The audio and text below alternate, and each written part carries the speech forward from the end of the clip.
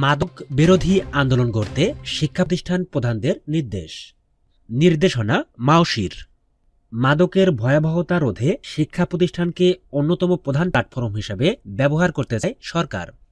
এ লক্ষ্যেই দেশের সব স্কুল, কলেজ ও টেকনিক্যাল ইনস্টিটিউটে গঠিত মাদক বিরোধী কমিটিগুলোকে সক্রিয় করার নির্দেশ দিয়েছে মাধ্যমিক ও উচ্চ মাধ্যমিক অধিদপ্তর মাওশি।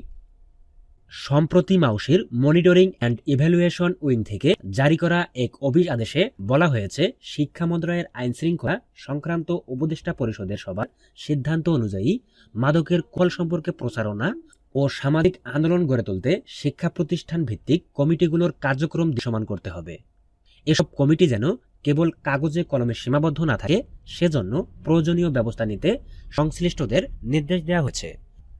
এই কমিটির কাজের পরিধি সম্পর্কে বলা হয়েছে, তারা শিক্ষার্থীদের মধ্যে সচেতনতা সৃষ্টি, অভিভাবক ও স্থানীয় জনসম্পৃক্ততা এবং নিয়মিত প্রচারণামূলক কার্যক্রমের মাধ্যমে কার্যকর ভূমিকা পালন করবে।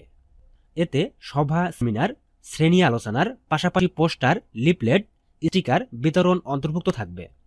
মাদক সংক্রান্ত সমস্যা বা সন্দেহ হলে তারা সংশ্লিষ্ট কর্তৃপক্ষকে জানাবেন এবং শিক্ষার্থীদের পরামর্শ ও মানসিক স্বাস্থ্য বিষয়ে সহায়তাও দেবেন। এ বিষয়ে শিক্ষা প্রতিষ্ঠান প্রধান, শিক্ষক ও অধ্যক্ষের নিজ নিজ প্রতিষ্ঠানে নির্দেশনা বাস্তবায়নের আহ্বান জানানো হয়েছে। পাশাপাশি আঞ্চলিক, জেলা ও উপজেলা মাধ্যমিক শিক্ষা কর্মকর্তাদের পর্যাপ্ত তদারকি ও সহযোগিতার নির্দেশ দেওয়া হয়েছে। প্রসঙ্গত 2022 সালে মাদকদ্রব্য নিয়ন্ত্রণ অধিদপ্তরের উদ্যোগে পরীক্ষামূলকভাবে কিছু প্রতিষ্ঠানে মাদক বিরোধী কমিটি গঠনের মাধ্যমে এক কার্যক্রম শুরু হয়। পরে সফলতার অভিজ্ঞতা থেকে তা দেশজুড়ে সম্প্রসারিত হয়।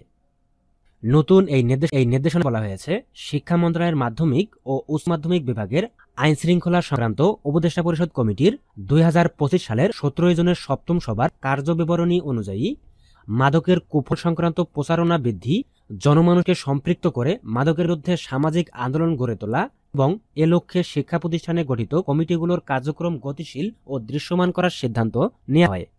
এমতো অবস্থায় মাদকের অপব্যবহার রোধে সামাজিক আন্দোলন গড়ে তুলতে এবং এ উপলক্ষে শিক্ষা প্রতিষ্ঠানে গঠিত কমিটিগুলোর কার্যক্রম গতিশীল ও দৃশ্যমান করার কার্যকর ব্যবস্থা নেওয়ার অনুরোধ করা হলো।